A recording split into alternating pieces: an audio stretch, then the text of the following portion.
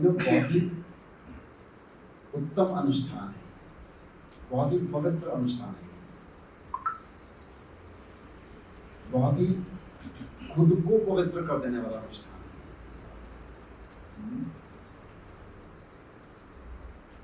मतलब मेरे ख्याल में आपने कभी ऐसा सुना ही नहीं होगा कि 7 दिन जो है पट्टी बांध, आपने पट्टी बांध के कुर्ता बैठा हो, कोई संत बैठे हुए हैं, नहीं सुना ना, मैंने भी नहीं सुना कि।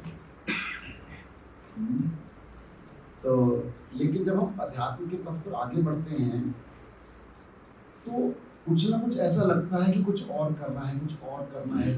पर मंजिल अध्यात्म की क्या है? भगवान को प्राप्त करना, है ना? ये कहते हैं भगवान को प्राप्त करने का मतलब भी क्या है, ये भी बदल लगता है। तो लगता है व्हाट नेक्स्ट, क्या क्या हम कर सकते हैं। तो फिर उस श्रृंखला में 5-6 साल पहले विचार आया कि मुझे 7 दिन लंबा ध्यान करना है। अब 7 दिन लंबा ध्यान सिखाए कौन? तो वो किसी ने खुद ही नहीं किया हो तो कैसे सिखाएं? तो एक साल मैं 4 धाम की यात्रा पे गया था, 5-6 साल हो शायद, 2017-18 में गया था। तो वहाँ पे एक संत मिले और उन्होंने कहा कि मैंने 21 दिन की लंबी साधना की हुई है, मैंने तुम्हें को सिखाओ। तो उन्होंने कहा कि ऐसे आना ये कंडीशन है, तो आना उसका, लेकिन कोई वैसा नहीं बन सका। उनको मैंने यहाँ भी बुलाया संत को कि आप यहाँ पे आइए, उनको आए भी वो, और लेकिन कुछ ऐसी लंबी साधना वो सिखा नहीं पाए। तो फिर कैसे किया जाए, विचार तो बहुत ज़्यादा आ रहे थे। फिर जब लॉकडाउन लगा, लॉकडाउन में मैं मॉर्निंग में ना स्टेडियम में जाता था, स्टेडियम में वॉक करने जाता था। तो स्टेडियम भी बंद हो गया उन दिनों में, तो स्टेडियम जब बंद हो गया फिर हम वाटिका में जाने लगे। तो वाटिका में बहुत सुंदर पेड़ है, मेरे को लगा इस पेड़ के नीचे बैठ के साधना कर सकते हैं। और फिर रात को सामने प्रदीप ग्रोवर जी हैं, जिनकी अब डेथ हो चुकी है, उनका एक छोटी सी हटमेंट टाइप बनी हुई, मतलब रात को यहाँ से हो जाए। फिर मैंने राजू के साथ, मैम के साथ, टीम के साथ सारा प्रोग्राम बनाया कैसे से करेंगे। उसके बाद शुरू करने वाले 2-4 दिन पहले मेरे को विचार आया कि हमारा जो दिल्ली ऑफिस है उसके जो ऑनर हैं वो कहते थे कि मेरा ना हिमाचल में फार्म हाउस है, बहुत सुंदर जंगल के अंदर है, आप कभी आना, आपको बहुत अच्छा लगेगा। क्योंकि मेडिटेटर्स को जंगल जनरली बहुत अच्छा लगता है, एकांत बहुत अच्छा लगता है मेडिटेटर।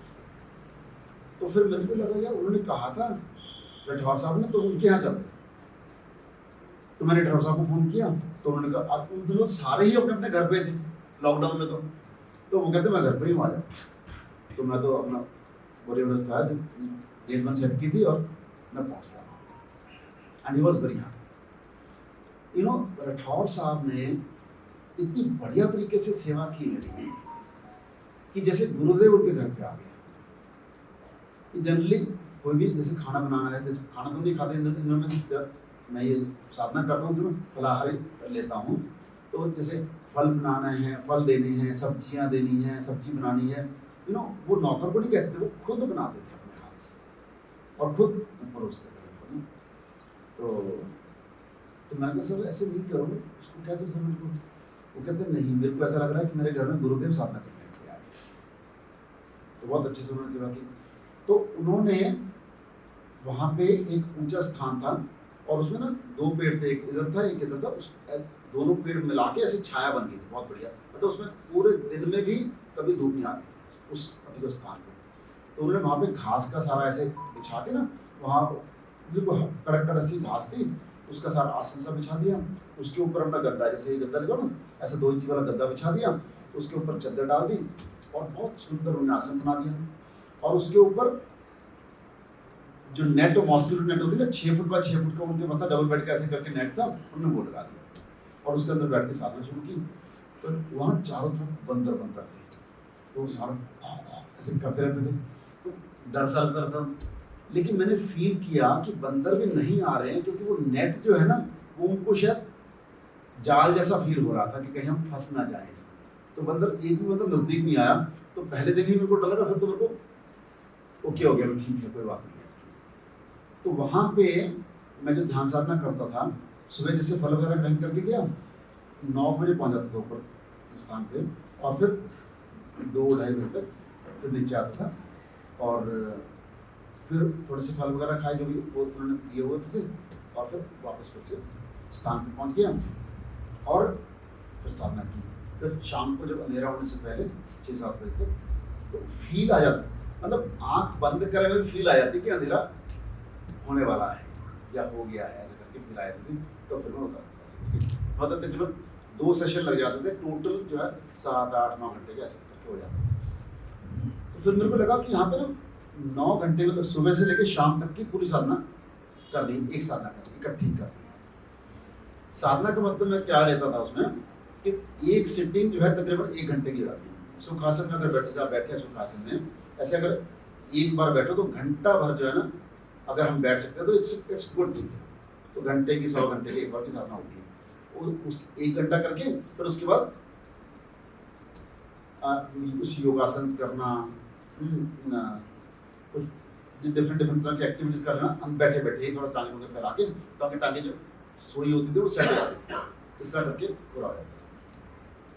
तो मैंने जिस दिन सोचा कि 9 घंटे के साथ करनी है, उस दिन गया तैयारी तैयारी करके, और तो प्रेशर पड़ जाए तो फिर तो बैठे ही जाता, फिर तो उठना ही पड़ेगा, तो उठना पड़ गया बीच में। तो उस दिन तो पूरी लंबी साधना नहीं। फिर अगले दिन मैंने क्या किया कि मैंने सुबह 5 बजे के बाद पानी नहीं दिया। सुबह 5-6 बजे एक बार उठ के पानी पी लिया, फ्रेश हो गया, उसके बाद पानी नहीं दिया, और फिर जब 9 बजे जाके बैठा, फिर उस दिन मेरी पूरी साधना हो गई, सुबह 9 बजे से लेके शाम को 6-6:30-7 बजे तक। ये पट्टी बांधने वाला ना, ये तो हमने पिछले साल यहाँ पे बांधी, क्योंकि ना जब लंबी करनी है तो उसमें कहीं ना कहीं चांस हो जाता है कि आँख खुल जाए, तो इसलिए पट्टी बांध देती है। तो अपने ऑटोमेटिक वो अपने इसमें तो करते ही हैं, मौन तो करते ही एडवांस कोर्स में, तो वो तो हो जाता है।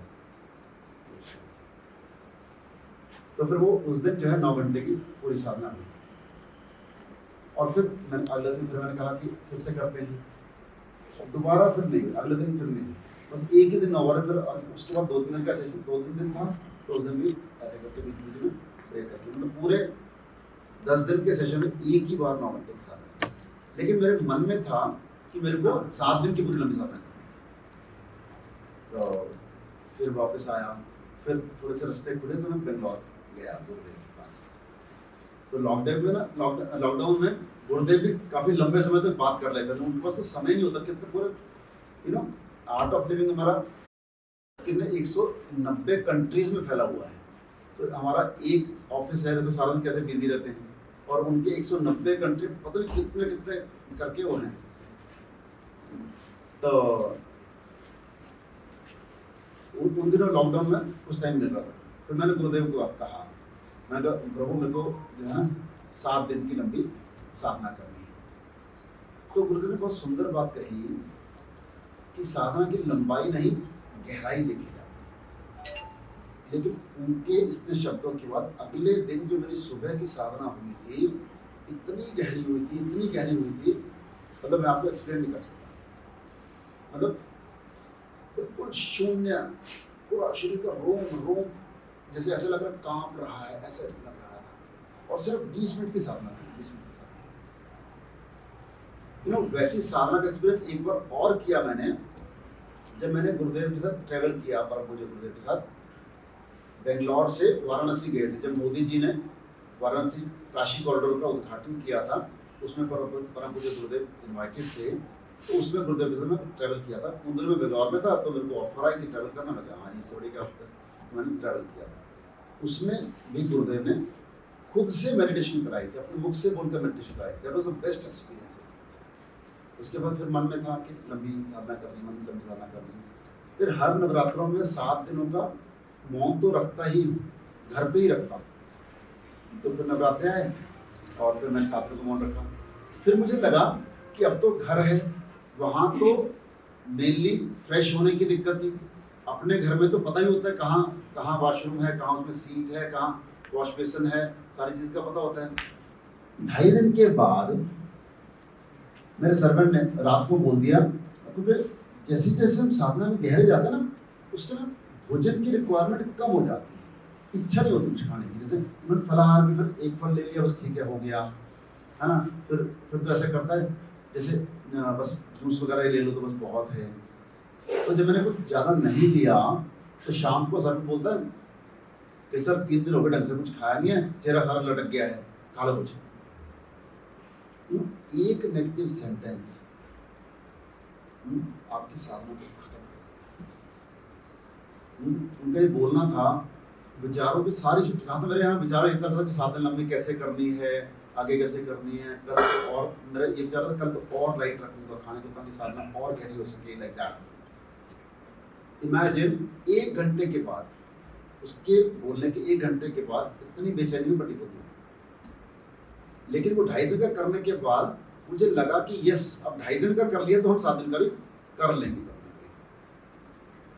तो पिछले नवरात्रों में फिर हम ये सब किया और फिर हम कर पाए, इसको 7 दिन तक कर पाए। कुछ भी करना हो तो, कुछ भी प्राप्त करना हो तो बहुत मेहनत लगती है। मेहनत से ज्यादा डिपेंड करता है कि आप कितनी शिद्दत से उसको चाहते हैं करने के लिए। आपको पता है हमारा एक कॉन्शियस माइंड होता है, एक सबकॉन्शियस माइंड। सुना है सबने, है ना। उसको बोलते हैं चेतन मन और अवचेतन मन। अवचेतन मन, है ना। हम जब अब जैसे भी बैठे हैं, आप मुझे देख रहे हैं, मैं बात कर रहा हूँ, ये सब चेतन मन की एक्टिविटीज है। और जो हमारा अवचेतन मन है, सारा हमारे भीतर होता है। जो चेतन मन है सिर्फ 5 से 10% होता है, और अवचेतन मन हमारा 90 से 95% होता है। नॉर्मली सिर्फ हम चेतन मन से ही ऑपरेट करते हैं। अवचेतन मन को तो स्पर्श कैसे करना है वो ही नहीं पता है। अवचेतन मन ने जाना कैसे है वो तो पता ही नहीं है। उसकी पावर्स को कैसे इस्तेमाल करना है पता ही नहीं है। मतलब जो चेतन मन है उससे कई गुना ज़्यादा पावरफुल अवचेतन मन होता है। अगर हम जिंदगी में कुछ भी प्राप्त करना चाहते हैं और हम अपने अवचेतन मन की शक्तियों को जागृत कर लेते हैं तो हम डेफिनेटली प्राप्त कर सकते हैं, है ना। कुछ हमें लगता है कि हम चेतन मन से ही प्राप्त कर सकते, कुछ करने से ही प्राप्त कर सकते हैं, लेकिन सच में कुछ भी प्राप्त करने के लिए कुछ ना करना ज्यादा जरूरी है। मेडिटेशन क्या है? परम पूज्य गुरुदेव श्री श्री रविशंकर जी ने इसकी डेफिनेशन ही चेंज कर दी। डीकंसंट्रेशन इज मेडिटेशन, है ना। कुछ भी ना करना ध्यान है, कुछ भी नहीं करना ध्यान है। खुली आंख से हम अवचेतन मन को छू ही नहीं सकते। हाँ, बहुत सारे एक्सपीरियंस के बाद, बहुत सारे प्रैक्टिस के बाद, जैसे मान लो हमारे जैसे गुरुदेव जिस स्टेज पे हैं वो तो खुली आंख से भी अवचेतन मन पे अपने अवचेतन मन पे रहते हैं, है ना। वो अवचेतन मन की शक्तियों को जागृत कर चुके, इसीलिए इतना बड़ा प्रोग्राम कर रहे हैं कि 190 कंट्रीज में आउट ऑफ चल रहा है। अब वो तो हमारा जैसे हार्ट को टेस्ट करते हैं उसको क्या बोलते हैं? ईसीजी, इलेक्ट्रोकार्डियोग्राम, है ना। ऐसे ही हमारे ब्रेन में भी वेव्स होती हैं। ब्रेन को टेस्ट करते हैं उसको बोलते हैं ईईजी, इलेक्ट्रोएन्सेफलोग्राम। ईईजी बोलते हैं, उसमें भी हमारे दिमाग की वेव्स आती हैं। तो जो हम जैसे अभी बैठे हैं, हम जो बैठे हैं तो देखेंगे ये एक्टिव वेव्स है, इसको डेल्टा वेव्स बोलते हैं। हम डेल्टा वेव्स में जनरली हमारा दिमाग होता है जब हम जागृत अवस्था में होते हैं, और जब हम सुप्त अवस्था में होते हैं उस टाइम बीटा वेव्स होती हैं, बीटा स्टेट में होती हैं। उस टाइम वेव बहुत लंबी ऐसे होती है, डेल्टा वेव में बहुत क्लोज होती हैं, है ना, बीटा में लंबी होती है। और इन दोनों के जो बीच की स्टेज है वो होती है अल्फा स्टेज, जिस टाइम ना तो हम सोए हैं ना हम जागृत हैं, है ना। ये कब होती है जनरली हमारी? मेडिटेशन में होती है, यस राइट। और कब होती है? जब हम सो के उठ गए हैं और पूरी तरह जाके नहीं हैं, उस टाइम भी अल्फा स्टेज। उस टाइम अगर ध्यान करते हैं तो बहुत जल्दी हम ध्यान में चले जाते हैं। इसीलिए आप देखो संतों ने क्या कहा है, सवेरे सवेरे और शाम को ध्यान करना है, क्योंकि उस टाइम ऑलरेडी हम अल्फा स्टेज में हैं, तो ध्यान में बहुत जल्दी चले जाएंगे। तो ना अल्फा स्टेज में जब हम होते हैं, उस टाइम अगर अपनी बात को अपने अवचेतन मन के तक पहुंचाना हो तो बहुत जल्दी पहुंचा सकते हैं, है ना। इसीलिए जो मैनिफेस्टेशन आजकल मैनिफेस्टेशन का बहुत ट्रेंड चल रहा है कि कुछ भी मैनिफेस्टेशन करना, उसको विजुअलाइज करो, गोल लिखो, मैनिफेस्ट करो, लाइक दैट ना। जो विजुअलाइजेशन के गुरु हैं उन्होंने भी बोला है कि विजुअलाइजेशन अगर सुबह उठते ही और अच्छे से उठने से पहले करो, है ना, और रात को सोने से जस्ट पहले, जब आप तैयारी कर रहे हो सोने की, उस टाइम करो तो ये बहुत बढ़िया होता है। तो ये दोनों समय बहुत अच्छे होते हैं अब चेतन मन तक पहुंचने। अगर आप रेगुलर मेडिटेटर नहीं भी हो, इस समय में आप आंख बंद करके अपने आप से कुछ बात कहते हो तो अपने अवचेतन मन तक पहुंचती है। अब देखो, सफलता के 7 स्तंभ हैं। सबसे पहला ये शरीर, हमारा खुद का शरीर। अगर हम शरीर से स्वस्थ हैं तो ही हम सफल हैं। अगर हमने 10-20 करोड़ रुपए कमा लिए और शरीर हमारा स्वस्थ नहीं है, क्या करोगे पैसे का? शरीर से स्वस्थ होना बहुत जरूरी है पैसे को कमाने के लिए। अच्छा, अब हम नाम लें धीरू भाई अंबानी। क्या वो शरीर से स्वस्थ थे? 53 की एज में उनको पहला स्ट्रोक आ गया। 53 की एज, 69 में दूसरा आया और वो गए। अगर वो स्वस्थ रहते और 5-10 साल और जी जाते तो शायद हमारे हिंदुस्तान की इकोनॉमी को कहीं से कहीं ले जाते। जिस लेवल पे वो काम कर रहे थे कहीं से नहीं। और एक नाम लेते हैं स्टीव जॉब्स, 58 की एज में चल दिए। और उनमें ये फिर बाद ये रियलाइज होता है, मरते मरते रियलाइज होता है कि यार मैंने कुछ किया नहीं ढंग से जिंदगी में, कि मैं अपने शरीर के प्रति अच्छा नहीं रहा, मैं तन के प्रति अच्छा नहीं रहा, है ना, मैं मन के प्रति अच्छा नहीं रहा। ऐसी बातें, कितनी बातें लिख के गए स्टीव जॉब्स की, बड़ी होगी बहुत सी बातें। अगर हम अपनी जिंदा रहते हुए जिस टाइम हम जिंदगी में जी रहे हैं, उस टाइम हम अपने शरीर के प्रति सजग हैं और रेगुलरली हम स्वास्थ्य के लिए कुछ ना कुछ कर रहे हैं, जैसे सैर करना, कुछ गेम खेलना, है ना, सुदर्शन क्रिया करना, ये सब चीजें अगर हम करते हैं तो एक्चुअली हम सफल हैं। तो हम दोनों बातें, वो स्वस्थ भी जिएंगे और लंबा भी जिएंगे, लंबे समय तक हम स्वस्थ जी सकते हैं। हम सबके लिए समय निकालते हैं, है ना। आपकी बेटी को जरूरत पड़ जाए, है ना, वो हॉस्टल में है और वो कह दे मम्मी आज तो आना पड़ेगा आपको, सारे काम धाम छोड़ के आप पहुंच जाओगे, है ना। आपके बेटे को जरूरत पड़ जाए, कुछ भी हो, वो कहे मम्मी आज तो जाना पड़ेगा, जाएंगे आप। लेकिन खुद को इग्नोर कर देते हैं। और अब देखो कि अगर आप स्वस्थ होंगे तो आप बेटे की, बेटी की अच्छी सेवा कर सकते हो, या अस्वस्थ होंगे।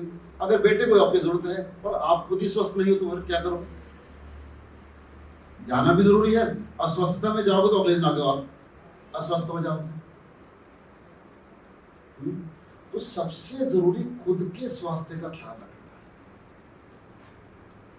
है। तो ये पहला स्तंभ है हमारा शरीर। इस शरीर का ख्याल रखना, पूरा अच्छे से ख्याल रखना है, जो कुछ भी रिक्वायर्ड। अच्छा, ये मजेदार बात ये है कि सबको पता है कि इसका ख्याल कैसे रखना है।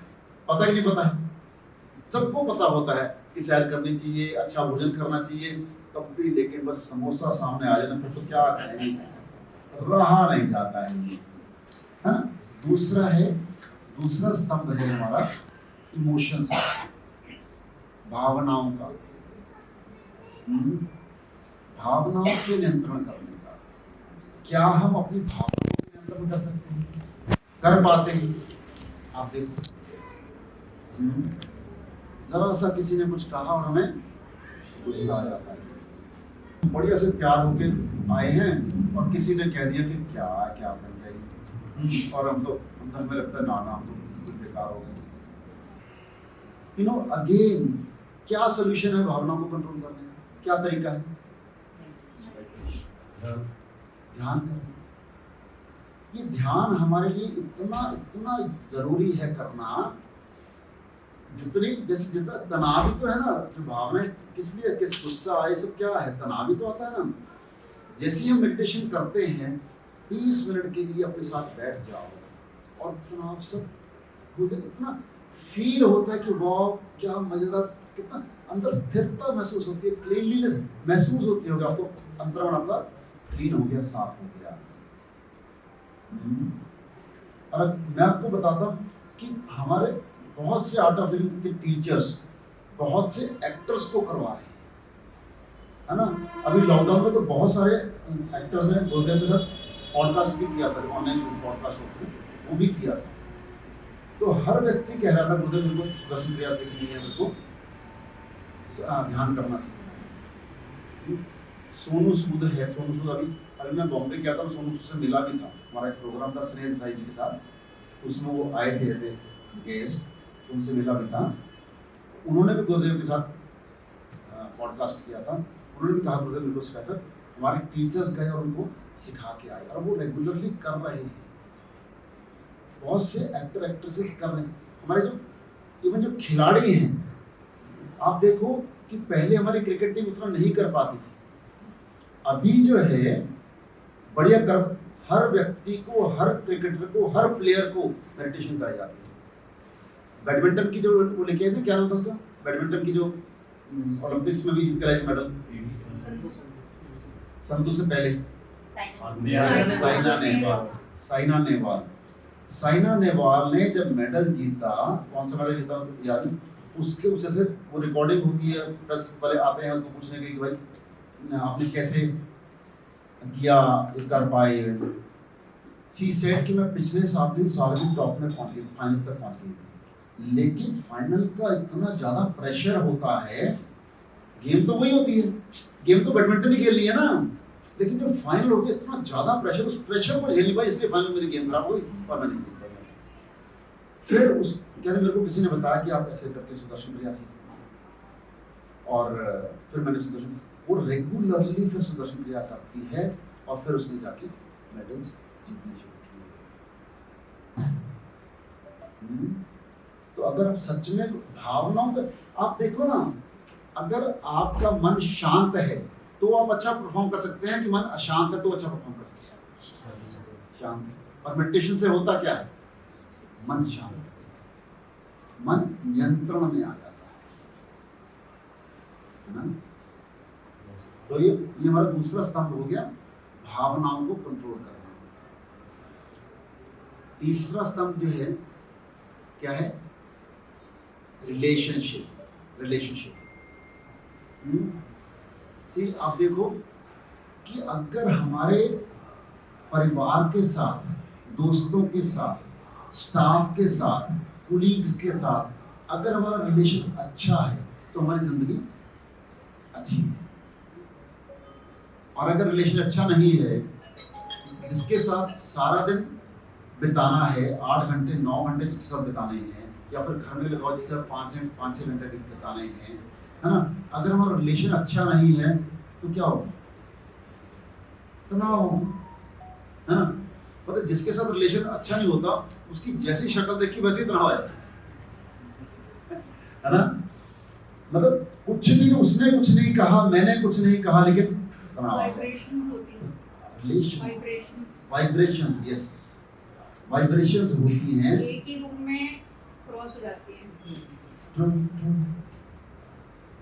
है ना। रिलेशनशिप, ये जो 7 स्तंभ में कहाँ सीख के आया, मैं आपको बताऊं कि सीखना बहुत जरूरी है, जिंदगी में सीखते रहना बहुत जरूरी है।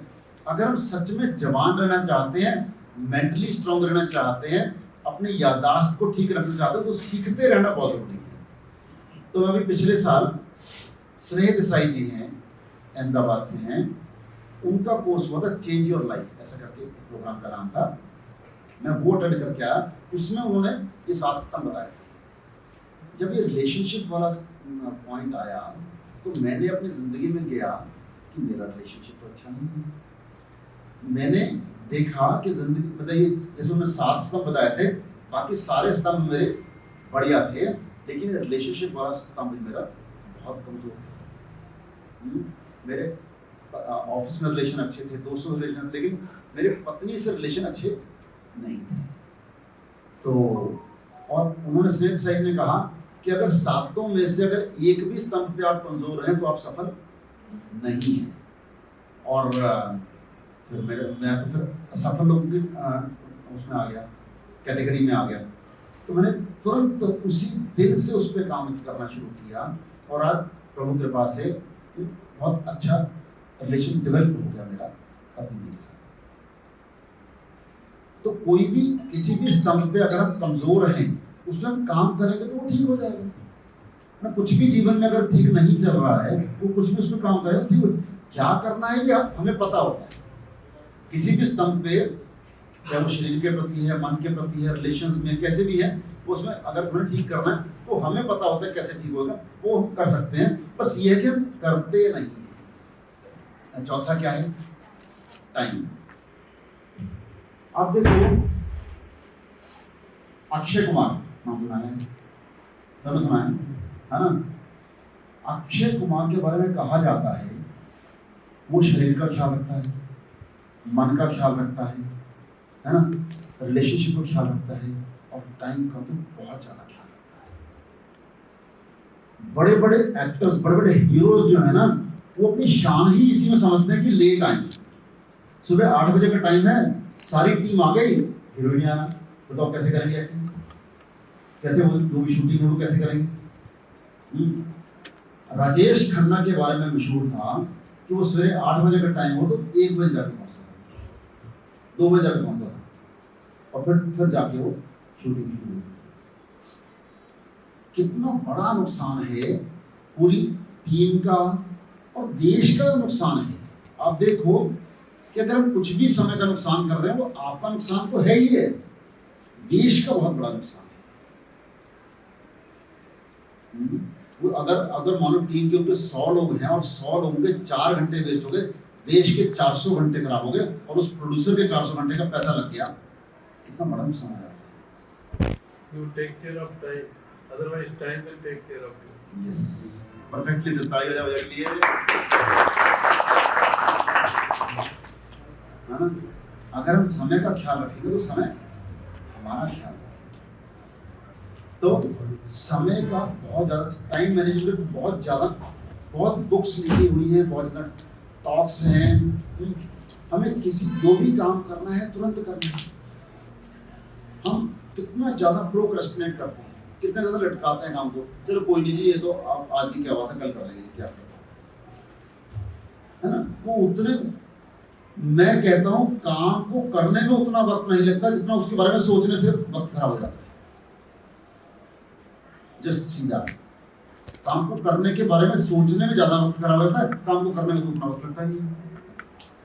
काम को जो भी काम है तुरंत करें।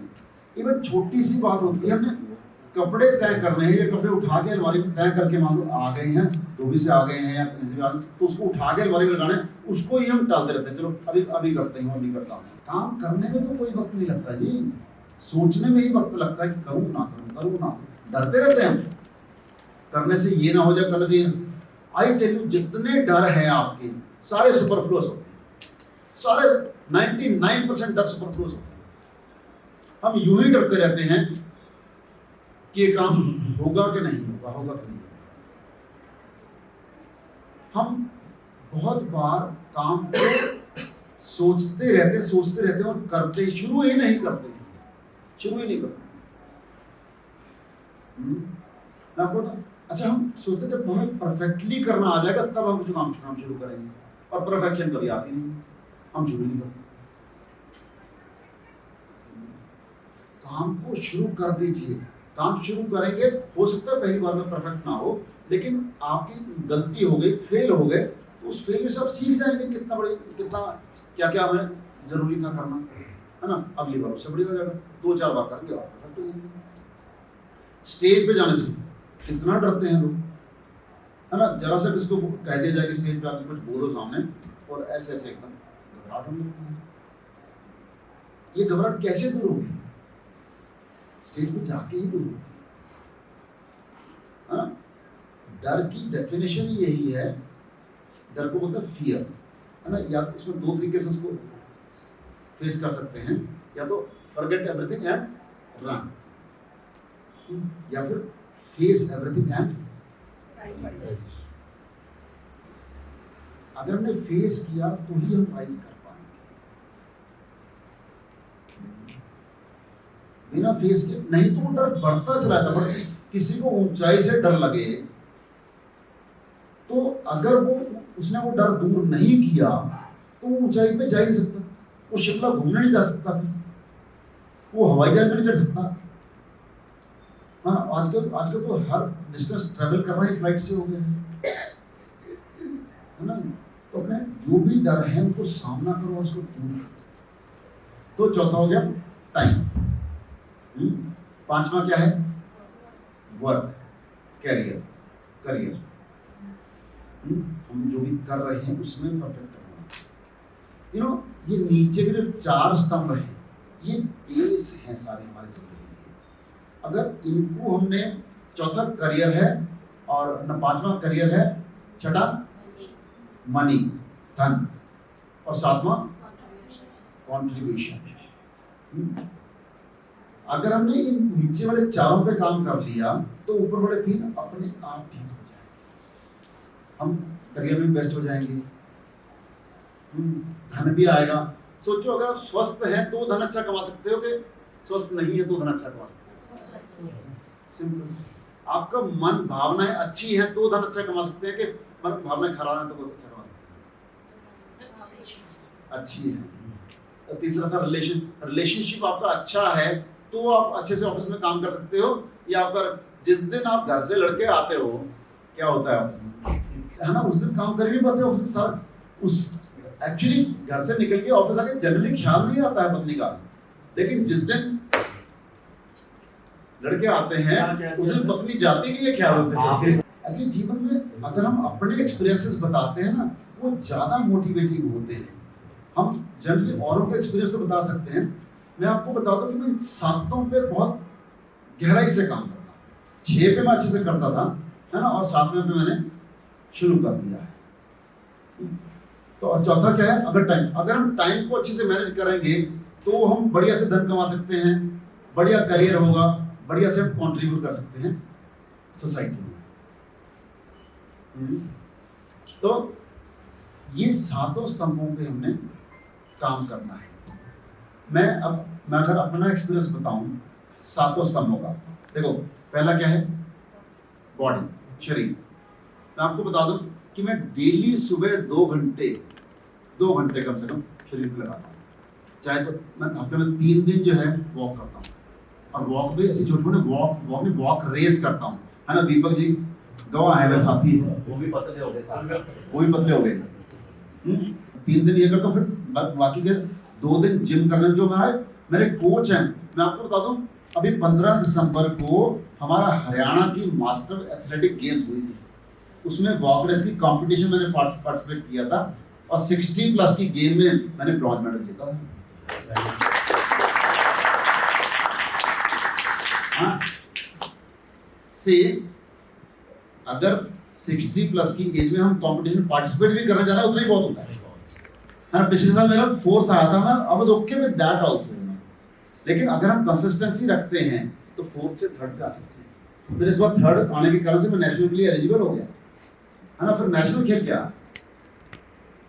पहले जो हमारे सीनियर्स हैं वो मेरे को एंग्री यंग मैन बोलते थे, दीपक कुलभूषण जी ना, बहुत डांटता था। अब तो मैं डांटता ही नहीं, है ना। तो सच में डांटना भूल गया हूँ, क्योंकि मेरे को लगता है कि डांटने का कोई औचित्य नहीं है। बेसिकली डांटने का पर्पस क्या है? काम ठीक करना। तो जो बंदा काम गलत करके ले आया उसको बता दो कि काम गलत है, ठीक करके ले आया। डांटने से ज्यादा कुछ सवाल नहीं है। और टाइम टाइम पे मैं काफ़ी हद तक मैनेज कर पाया हूँ, टाइम को अच्छे से मैनेज करता हूँ। करियर बहुत शानदार है, आप सब लोग इस बात के गवाह हैं। छठा क्या है? मनी।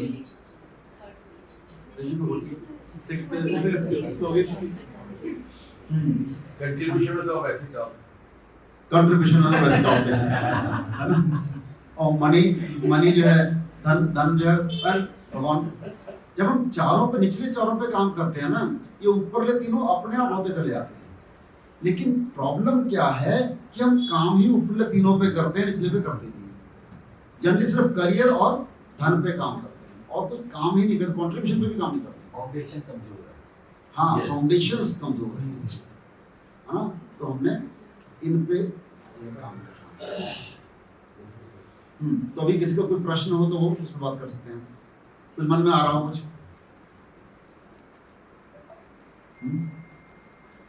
कई बार हम अपनी तरफ से पूरा प्रयास कर रहे हैं लेकिन सामने वाला सुधरने को तैयार ही नहीं है। सामने वाला सुधरने को तैयार ही नहीं है।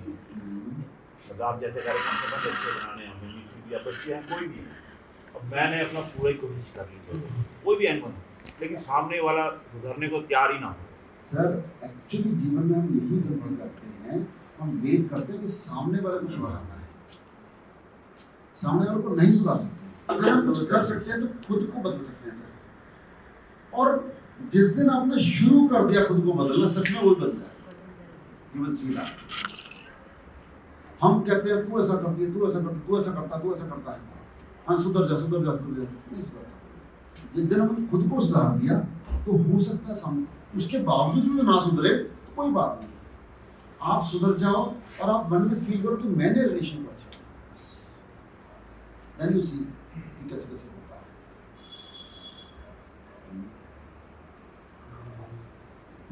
और कोई प्रश्न? ऐसे प्रश्न पूछते तो बहुत हैं लेकिन पब्लिकली पूछने मुश्किल होते हैं। और मैं एक बात बता दूं कि पब्लिकली जिसने पूछ लिया ना, उसका सुधरना शुरू हो जाता है, क्योंकि इसका मतलब ये है कि वो सुधरना चाहता है, चाहती है।